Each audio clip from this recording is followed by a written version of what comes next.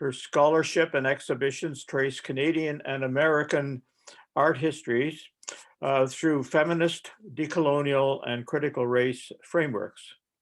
She is also an adjunct professor at the University of Victoria. And along with her research into women artists in British Columbia, she is working on 2 exhibitions, a retrospective of the Nuu artist and activist George Clutesi, and also, and that will open at the Bateman Gallery in Victoria this summer, and a touring exhibition of tableaux vivants created during COVID by media artist Adad Henna. So please, let's welcome Inda, Rael Young to our associates. Over Hello, to you, everyone. Inda. Thank you all for coming this morning. I am sad to not be seeing your faces in person, but I'm so glad that you're all here and that I have the chance to share this work with you. And I too would like to start by recognizing that I work on Lekwungen territory and have called Lekwungen territory home for the last 15 years. And it's a real honor to have the opportunity to work on these lands and to get to know the art world from this very particular place that has its own very rich art histories. And today I am very excited to speak with you about a project I've been working on at the Royal BC Museum for about 2 years. And with that, I'm just going to jump in. This is a very casual presentation, so I know that there will be questions for time for questions afterwards, but if anyone wants to jump in the middle, that is totally fine with me. And I also would love if, when I show a new slide and talk about a new artist, maybe if we can all sort of hold in our minds whether we've heard of this artist before or not. And then maybe chat about that a little bit after, because I'm very curious with this group of very knowledgeable Art Gallery of Greater Victoria associates, sort of where our scope of knowledge rests. As Dave so kindly mentioned, I work a lot with theoretical frameworks, and my specialties are in Indigenous art and in media arts like prints and photographs. And so when I arrived at the BC Archives in 2020, I was looking for a way to really get to know the collection. And this project is what I came up with. So let's see. Just before I'd arrived, a graduate student, Anouk Junker, had done a survey of the BC Archives drawings, paintings, and prints collection, which is the main collection I oversee along with the photography collection, which are both housed in the BC Archives rather than the museum. And her survey was so helpful to me because it really broke down by really clear demographics, where people came from within the collection based on their biographies. And so something that was quite exciting was that we had 36% women artists. And while 36% is not remotely near half, it is a huge number for an institution to have. And that immediately got me thinking about, well, why is that? How did this particular institution manage to collect all of these women artists, and then who are they? And I also happened to notice a sort of a discord with how we were describing what we had in the collection and with what we actually had. So when I arrived, the collection was described as primarily documentary, with representations of industrialization, urbanization, transportation, British military personnel, gold mining, etc.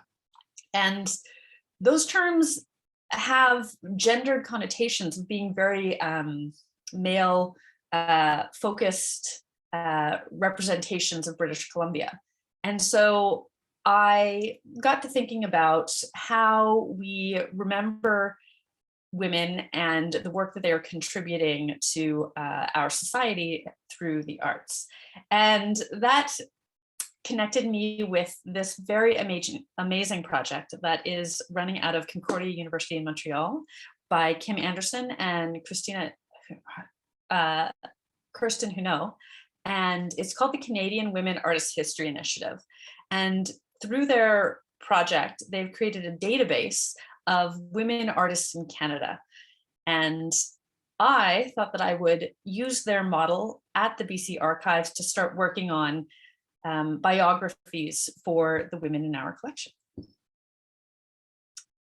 And it started really simply. We have these great paper files that are just called our artist files, and they're a collection of ephemera and research that has been compiled over the years at the BC Archives. And each file just has the title of the artist and then whatever bits of information might have been collected over the years. And as I started pawing through these files, it was very clear that folks had spent a lot of time working on the male artists in the collection. They had really fat files. And then most of the women artists had either no file or files that looked like this, which is just, a little clip of an obituary and some really handwritten notes. Jerry saw this in paper yesterday. That I, of course, have no idea to what that refers.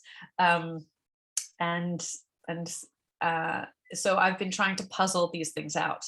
And of course, this was all happening during COVID. I arrived at the museum in very, very late 2019. I got the project sort of kicked off around March, just as we were all going home in 2020. And I realized quickly that I couldn't do this work alone, and that it might be an opportunity to connect with the museum's volunteers to help me build our biographies together. So with our really amazing volunteer coordinator, Holly Hodgson, I pulled together some folks with really great online research experience, and we, each of us from all of our homes, was picked from a list of 90 women artists and started building their biographies from the research we could do within our homes. And what that really revealed as I was researching the artists that I had chosen was a picture of women helping women over the generations, a really intergenerational project that was about women's groups in each different era of BC society, and the knowledge we share with each other and the knowledge we bring to institutions like the Art Gallery of Greater Victoria and the BC Archives. And so here is just a great example of that. The book, The Collectors, came out in, I think, 2019 by Professor of History at UVic, Patricia Roy. And her book was also really instrumental in my own research because it's a history of the BC Archives and history of the museum. And she really painted a very clear picture that while there were men leading the BC Archives, it was women in the roles of archivists and librarians that had done the work of collecting their peers, other women artists. And so that's really the main mechanism that allowed these women's work to arrive into the collection at the BC Archives and really created this huge bloom of a number up to 36% women artists, where most museums and galleries sit around 10% women artists. And so it's really thanks to these women that we have this fantastic collection. And then revealing that work was done through other women interested in the work of women. So I've already mentioned Anouk doing this really great survey for us, and Professor Pat Roy and Kim Anderson and Kirsten Huneau. And it just so happened that most of the volunteers who worked on this project with me were also young women writing in these histories of women artists. Oh, before I go too far, I also want to take this moment to think about, or something just occurred to me yesterday that got me thinking, and I hope we can maybe chat about it at the end of the talk, which is I was recalling the novel Pride and Prejudice by Jane Austen. I was a lit major in college, and I remember reading these critiques of her work and the work of early 19th century English women artists like the Brontes, etc. And the critiques, there were several, and they articulated an idea that these novels of this generation by so many women artists were centered around female life and didn't include conversations with men, because these women would have been isolated from men and would not have known how to write in the male voice. And I haven't thought about these critiques in 20 years, but they just popped into my head yesterday as I was preparing for this talk, in relation to another thought, which is that when Quentin Tarantino comes out with a movie that is almost exclusively has only male characters, he's written only male characters, and the only representations of women have like 3 lines, and they're reflecting Laura Mulvey's notion of the male gaze and fulfilling male desires. No one critiques, while we might critique Quentin Tarantino for not including enough women or not representing women in an authentic way, we do not critique Tarantino for not having enough experience with women to write about women or to write full pictures of women. And so that critique really got me thinking about how we remember women and how we think about the roles that women play in helping each other.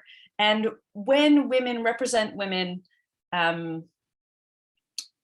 there is a pervasive notion that it's because women's circles are small. And I think that's sort of something that we should be revisiting and reframing, because women's circles are incredibly powerful, and these collections really demonstrate that. So these were the two artists that really caught my attention in our collection because the artwork is so strong. I think they're completely fantastic pieces of artwork on their own. They're so intriguing, and they merit the same level of introspection and critical thought that we give to any artist. And these women's artist files in our collection were, pitiful. They had essentially nothing. And what was exciting about these 2 women as I researched them was I didn't just, in looking through the archival material of these women, there really wasn't much out there. There were newspaper clippings from the eras in which they worked, but it wasn't rich and it wasn't complex. So I dug a little further and reached out to people who might know people who might remember these women. And both of them lived sort of very similar life dates from the 1890s to the mid 20th century. Hilda Vince Foster passed away in 1970, and Katja Kranstover passed away in the 80s. I can't remember the exact date. So they lived parallel lives here in British Columbia. Vince Foster was British. She immigrated to Canada in the 20s and first lived in Edmonton, and then eventually moved to Vancouver Island and lived in Mill Bay, and then later in Cadborough Bay. And Katja Kranstover immigrated from Switzerland in the 1930s, and her husband was a mountain climber, and they moved to Summerland in the interior. And she spent, and both of these women spent their entire lives as full practicing artists, which is what was so fascinating about their histories. Their only career and goal in life was to be an artist. Hilda Vince Foster was the president of a number of art societies in Edmonton and Vancouver Island, including the Victoria Sketch Club. And Katja Kranstover, I learned through speaking with people who remembered her, that she was the center of an artist circle in Summerland. And it was an informal artist circle, but she hosted a whole community of artists at her home and would send these really finely detailed, they're neither embroidery nor weaving. It's a very particular kind of textile work that she learned in Switzerland and comes from a Swiss textile practice. And she would send these works back home to be exhibited in Switzerland, but her work was never really exhibited here in British Columbia.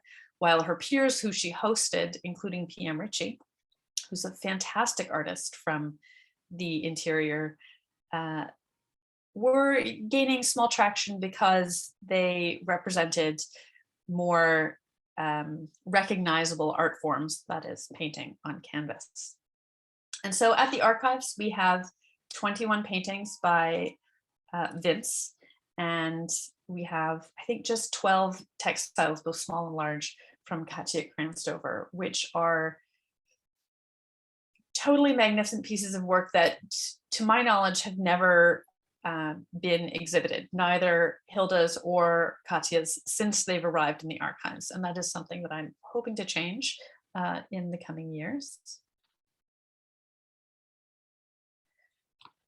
And as I mentioned, a big part of this project in my personal work was connecting with people who remembered Vince and who remembered Katja. And as I mentioned, one of the people I reached out to was, or I was connected with, was P.M. Ritchie's daughter. P.M. Ritchie is, as I mentioned, an artist who also lives in Summerland and who herself has had a full career as an artist and who herself suffers the same sort of displacement and lower level recognition compared to peers. And she had a retrospective exhibition at Kelowna Art Gallery in 2002. And the curator, Carolyn Handy, noted that this artist has been prolific and her work is represents a lifetime of work, and really, again, very compelling painting on canvas, but it is not represented in the institutions of British Columbia. The museum doesn't have any artworks, to my knowledge. I checked this morning, neither the art gallery or UVic have artworks, and regrettably the Vancouver Art Gallery doesn't have a searchable database, so I can't confirm whether or not they have any, but to my knowledge they do not. And so it's worth asking ourselves who gets collected and why. And when someone like P.M. Ritchie has a retrospective, how does that impact the way we remember her work, and how does her legacy live on?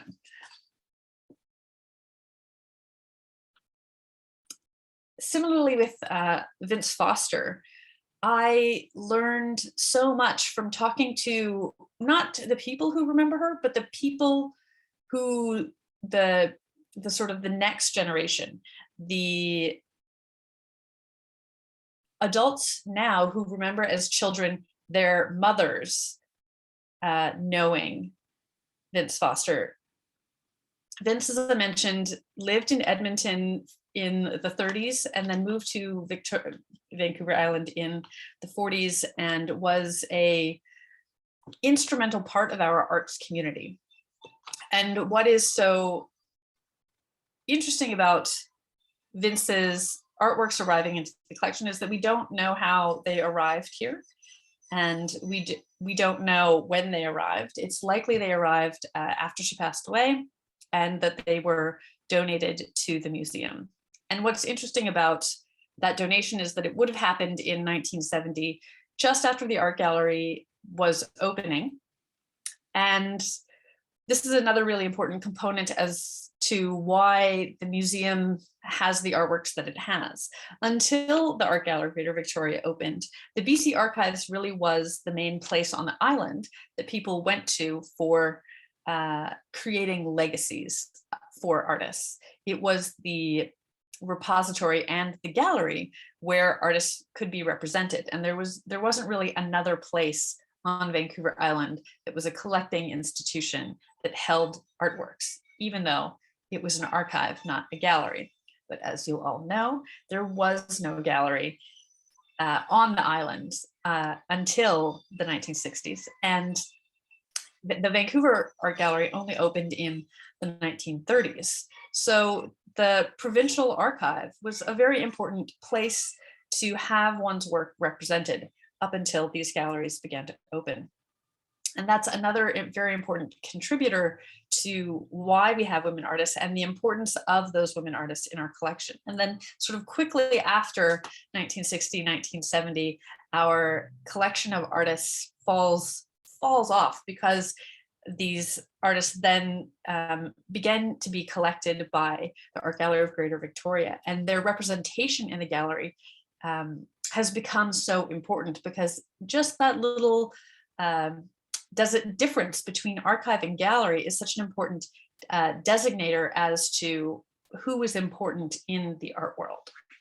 And so when Vince Foster's artwork is only found in the BC archive, it sends a message about the importance of her art, or it constrains the importance of her art to something that might be documentary or something that might be archival, when in fact she was a really robust and true artist who was leading the fore of mid-century British Columbia art. And her network of artists in the mid-century was vast and important, and she had strong dialogues with people across Canada, artists across Canada. She, as I mentioned, much like the Associates Committee at the Art Gallery of Greater Victoria, was the president of the Victoria Sketch Club, which was a legacy from the Island Arts and Crafts Society.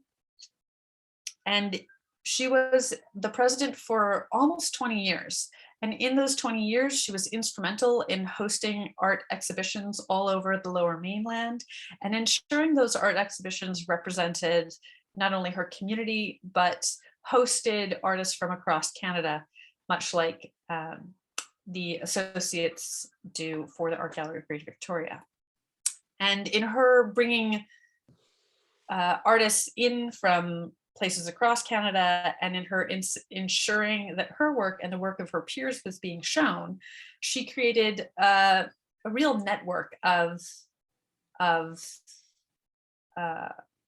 artists that can be found in the BC archives and in the Art Gallery of Greater Victoria. And so we have to ask ourselves, why don't we know her name? Or how are we going to continue to remember her name now that we have learned it? And something else that was really fascinating, this is just an anecdotal history of Vince, is that she was also gay, and she had a life partner here in Victoria that was from Victoria originally, and they met in Edmonton and they moved here. And so she also had a very, very strong circle of women around her that supported two communities, and these communities were interrelated. And that's a story that really hasn't been written about the Victoria Sketch Club, and hasn't been represented in the way that we remember Vince, but was a very important part of her life, and also the arts community that she built around her.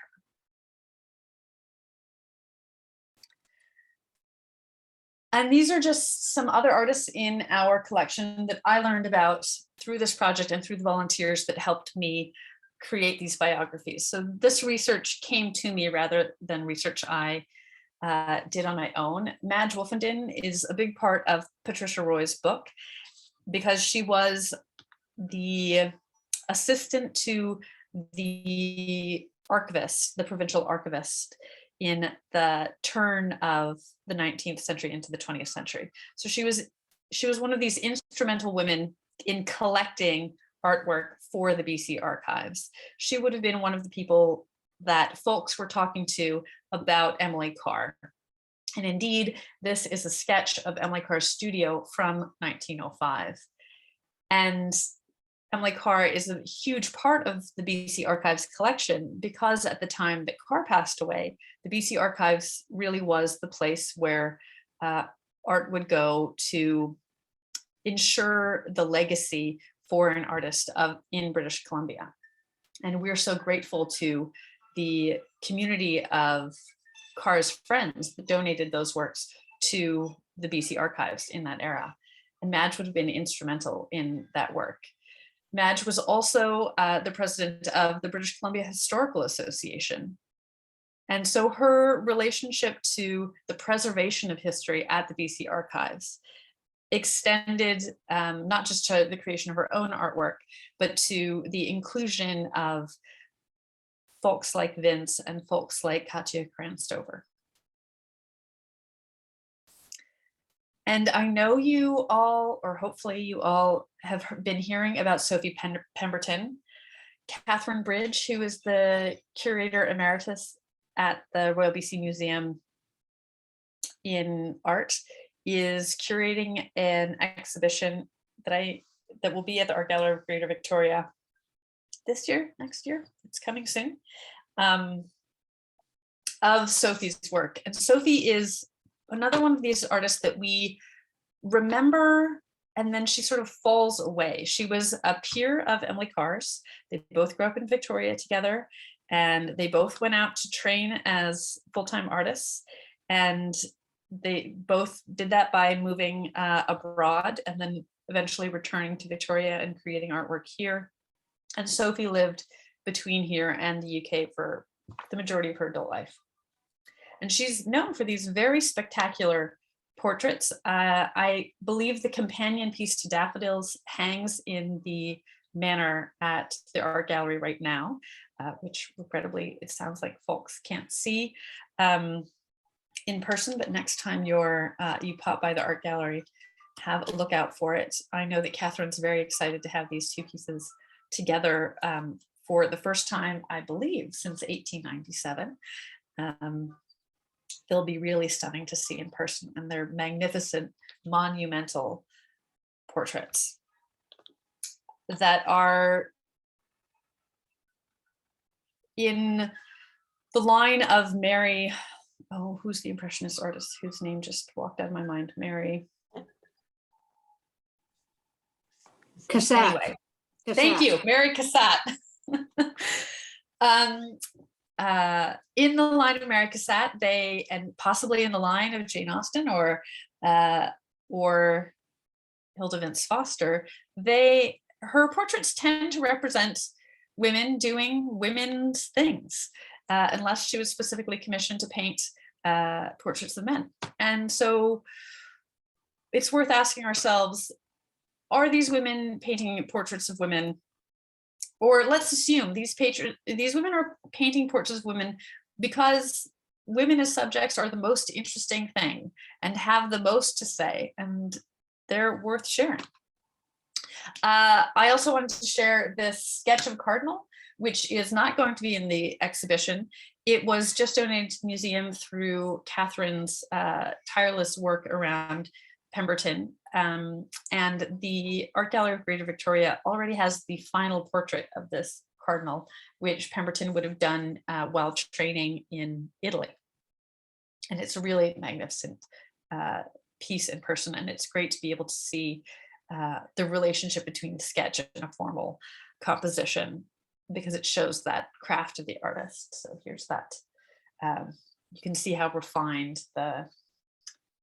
the details of his face are, and then how the rest of the sketch falls away, whereas in the final portrait, which again is at the art gallery, I'm not sure if it's going to be in the final exhibit or not, but I assume it will, is wonderfully detailed and rich in color, and really reproduces the textures of a cardinal's clothing.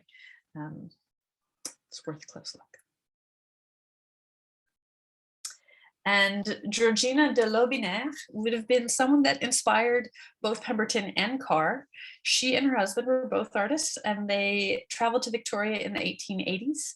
And they were here for about 5 years, and they both taught classes while they were here in sketching and painting, and were sort of the beginning of creating an arts culture in Victoria that was a recognizable arts culture to settlers arriving from other parts of Canada, and Europe.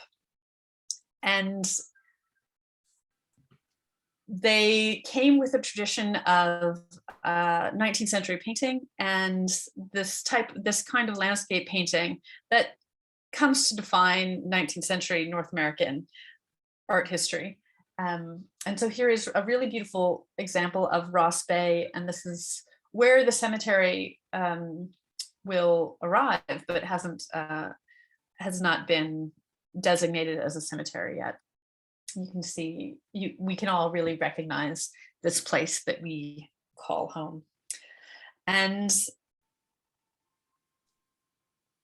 I think that's all I'm going to say about Georgina. The other thing I want to say about Georgina and Women Helping Women is that this artwork was donated to the museum by Elizabeth Monroe Rivet, who was a very important woman in Victoria society. And she was, very wealthy. Her husband was he worked for the Hudson Bay Company, and then he became a very major merchant. We have streets named after the Rivets, and we have this wealth of their local history. And thanks to Elizabeth Rivet and her donations to the BC Archives, we have this artwork, series of, and a really lovely series of other very important artists who came to Victoria in this late 19th century. The other main donation she gave to the museum was a portrait, another landscape by the African-American artist Grafton Tyler Brown, who came to Victoria just before the Lotbinières in 1883. And through her cultivation of these artists, we now not only have them in our collection, but are able to tell this very, very rich history of late 19th century arts groups forming here in our hometown in Victoria. And this is our most recent acquisition at the museum. It's so recent, we haven't even fully accessioned it yet. It is a gift from the Belkin Gallery at UBC, and it is a portrait of Dr. Henry Essen Young by the artist Mary Ritter Hamilton. And I'll be very curious to know how many people recognize the name Mary Ritter Hamilton. There have been a few books that have come out in recent years, including one by my very favorite arts writer and culture writer, her name's not Mary, her name is Irene Gamel. And Irene Gamel works out of Toronto. I think she's at U of T, and her books on arts and culture, Canadian arts and culture, are outstanding, and everyone should read all of them. Her book on Hamilton is about Hamilton's travels to World War I as a war artist.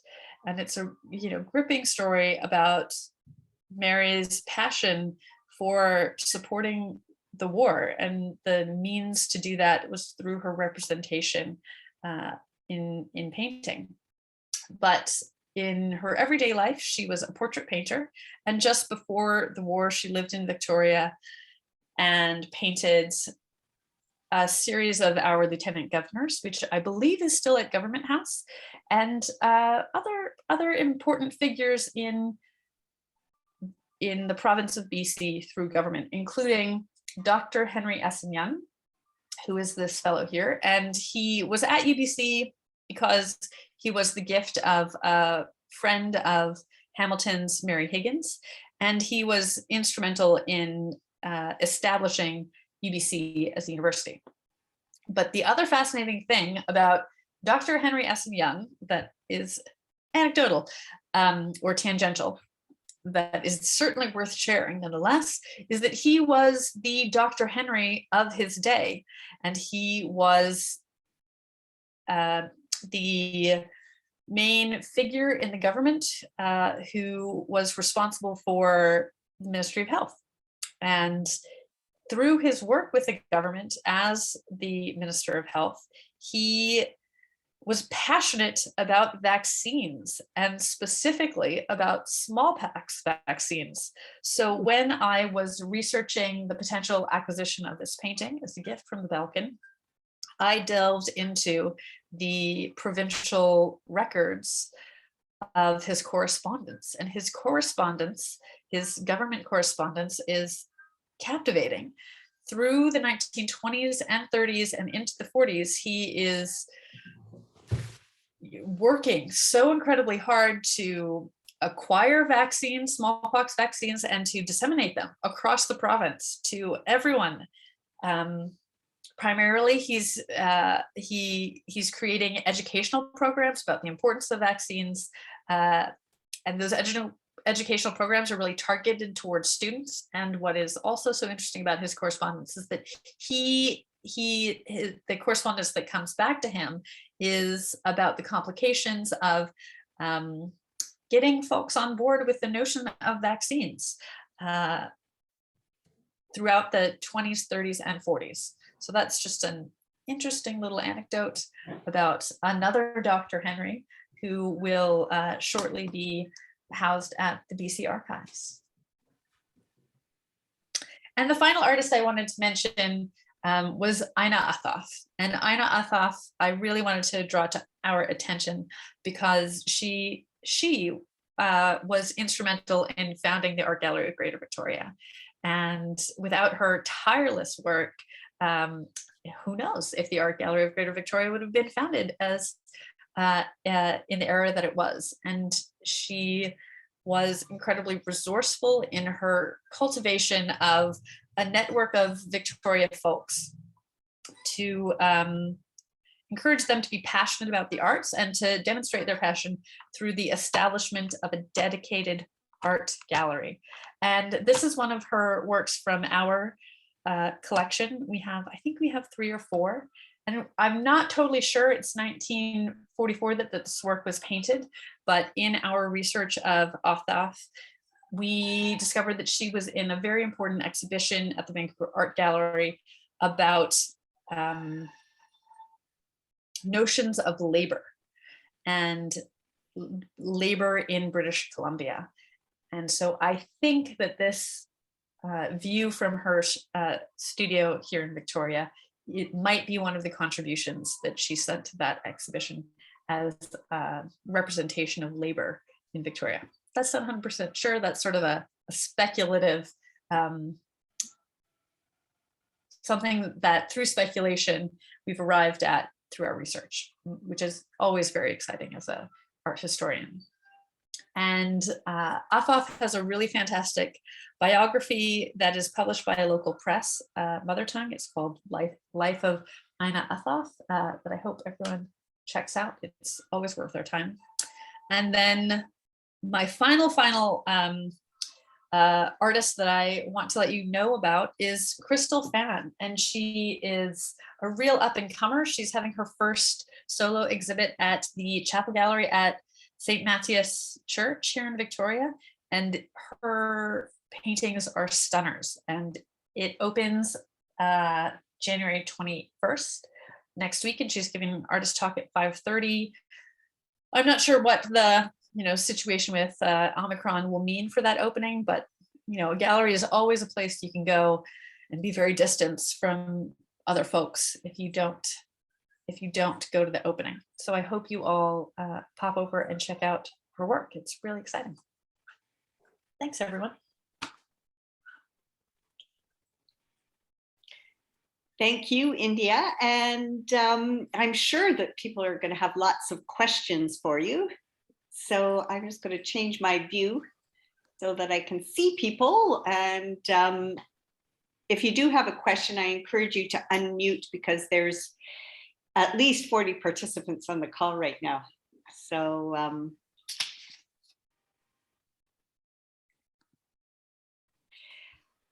maybe I could just kick things off because one of the questions I had was, I was interested in the needlepoint that Katja Krushtever had done, and was wondering about, if there's much fabric art in the collection. There is not. The collection is very prescribed under the notions of painting, prints, and drawings. At the time the collection was made, essentially between 1880 and 1950, it was a particular notion of what art was, and that was art that hangs on a wall and is made in particular ways. So Katja Kranstover's work is one of a handful of examples of textiles that we have in the archives. We have a wealth of fantastic textiles in history collection of the museum. They have a couple Carol Sabistons, and then lots of other kinds of artists that are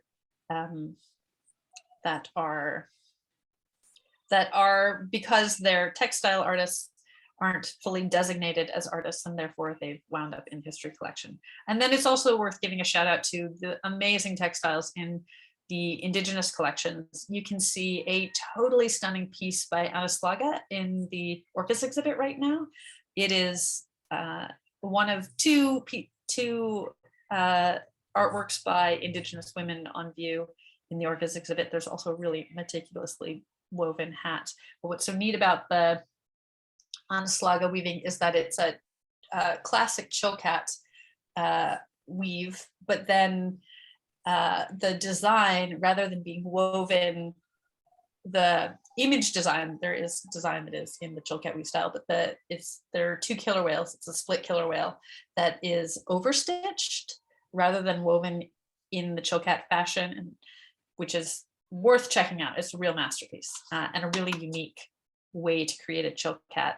So if you haven't seen that exhibit, you should come pop by and check it out, just purely for that piece of textile. Yeah, I have seen the exhibit and I don't remember that piece. Anyone else with a question? Yeah, it's Peta.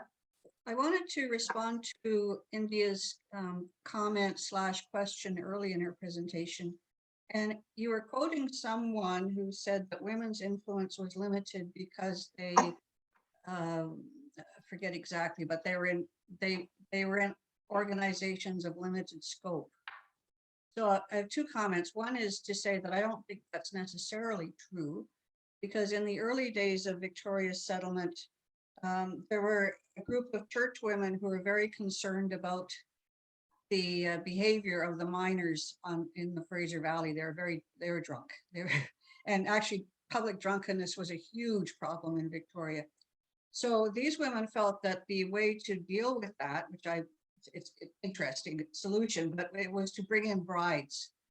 And because they had connections with Great Britain, they were able to make this happen. So their range of influence was, international. And they achieved that goal. They brought in 4 loads of women. It's an interesting story because the women pretty much disappeared. There's no history on where they went, except some went to Barkerville. And there were a couple of middle-class women who really wanted to be in theater, and they went to Barkerville and opened a Barkerville Theater. The other comment that I have is that they just had limited opportunities. There was so much closed to them. They couldn't get involved in politics. They couldn't join the union club. They were actually excluded from being in organizations of wider scope. So I just wanted to respond with my thoughts on that. Thank you. Thanks for sharing that. I'm sorry that my audio isn't great, so I didn't catch the whole thing. But yes, women, of course, have been historically and continue to be excluded from many spheres. Even in this collection at the BC Archives, most of the collection represents only white women. And if you want to look for Indigenous artists, you have to go specifically to the Indigenous collections at the museum. So there are lots of ways that people are included and excluded. I hope what this exhibition or what this talk shows is women's perseverance and persistence. Whether or not Katja Kranstover is included or was included in exhibitions in Penticton didn't matter to her. She was making art regardless. Yeah. I have a question, if I might. Mm. The almost the very first image that you showed was titled "Camas Was a Ceremony," and I believe that was a Vince Foster painting. I noted that the people pictured seemed to be Chinese, and the title was "Camas Was a Ceremony," which have always understood was an indigenous. What we knew as indigenous in this area. Could you know more about the painting? I do.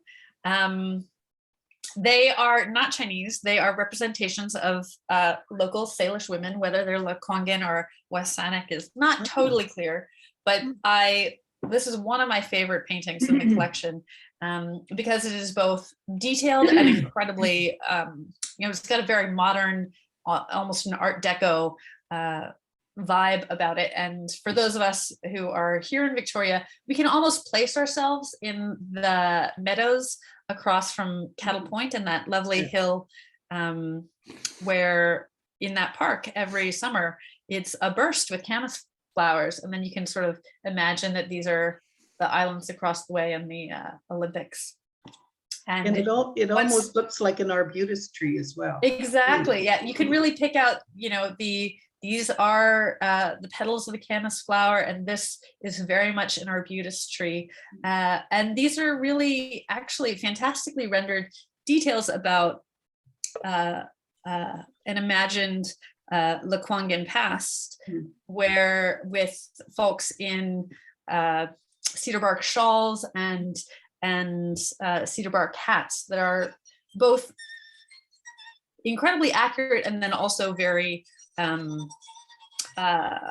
abstracted and are represented in this modern Art Deco kind of way, which I think is a very incredible balance that she strikes. This painting has a longer title, and the longer title, I'm not going to remember the longer title, but the longer title helps us to know that these folks are local Indigenous folks. And in our research, again, we don't know when the work came into the collection, and we don't know when Foster painted this, but through the 1950s and 1960s, there were a series of centennials in BC and across Canada. And a lot of the art exhibits that Foster was organizing and participating in were related to notions of centennial Canada. And when we look at the exhibition catalogs of the Victoria Sketch Club and like groups at the time, the paintings aren't pictured, but they're titled. And they're titled things like, Mackenzie going down the river, and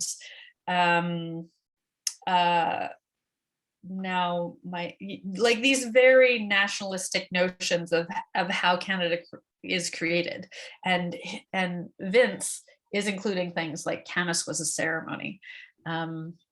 So she's inserting these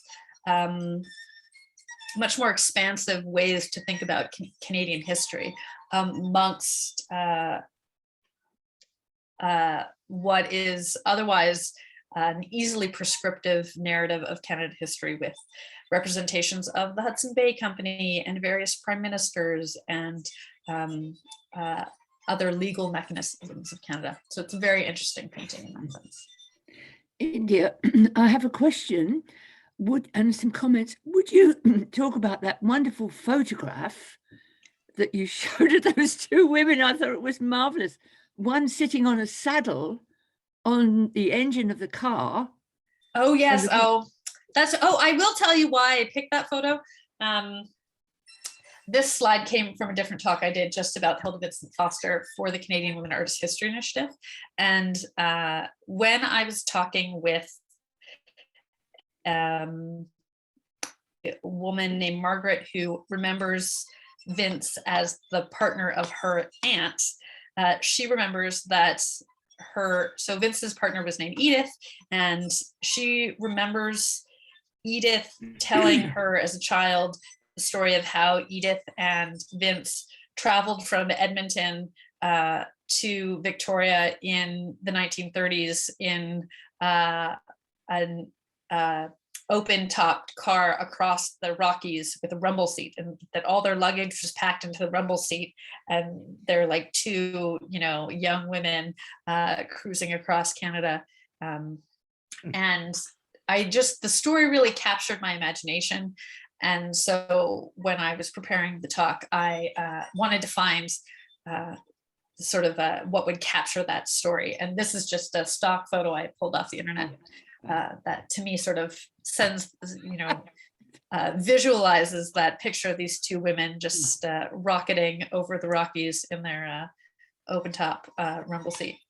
It looks like she has a revolver in her right hand. Yes, it looks like Bonnie and Clyde. Yeah. Female version of Bonnie and Clyde. It's hilarious. My comments also, you were referring earlier to Jane Austen and the Brontes and women writing about women and not knowing about men. Now, Anne Bronte, of course, the Bronte girls, sisters, were predominantly governesses before they were able to be published. And Anne Bronte wrote an amazing book called The Tenant of Wildfell Hall. Yes. Now, that was based very much on her own experience as a governess in a family where the young upper class male in that family was an alcoholic. And very much of her research was based on her experience of her own brother, Branwell, and his alcoholism. And that was one of the first novels written on the subject of alcoholism. It's an incredible book. It really is. Now, my other further comment is on women helping women. I've been involved in community theatre for years, and in Edmonton, I was on the board of Waterdale Theatre, which has been going now for about 70 years. When I first joined, I eventually became an artistic director. I found, interestingly, that the work, most of the work there was being done by women who were working on putting on plays written by men and being directed by men. And I worked very hard eventually as artistic director to promote women's writing, Canadian women's playwriting, and to get women to direct as well. And now that has all changed, but that was a very, very interesting thing that I noticed. And the person who got me involved was the first woman president, and the entire board was female except for this one woman who was a real go-getter, and her father had started Klondike Days in Edmonton. And eventually more women got involved in the board, etc. And now there are women presidents of that board and women working on that board now for some years. But that was an insight that was quite an eye-opener, I can tell you. Thank you very much for your talk. It was very interesting. Yes, it was lovely. Thanks for the question. I call on Louise Klassen to thank our speaker today. Louise. Okay, Dr. Young, thank you so much for your interesting words. And what impressed me the most was the number of artists of great quality that I am not aware of, and I'm sure that a lot of the associates probably are not aware of either. There was certainly a couple of familiar names, but largely it was quite stunning to see that there's so much talent that's unknown to the majority of us. I was especially happy to hear you say that the archives exist in part to ensure the legacy of artists in BC, and I'm sure that you are striving very hard to make sure that that legacy includes more female artists in our province, because we have had so many interesting and talented women that have gone unheralded. Also interesting to see that embroidery is considered amongst the many gems that are tucked away at the archives, and that certainly that's a domain mainly held by women for many, many years, and hopefully more recognized. So in closing, I'd like to just say thank you so much for sharing all this with us, and it's been an absolute pleasure. Thank you. Thank you, Louise. Thank you. Appreciate it.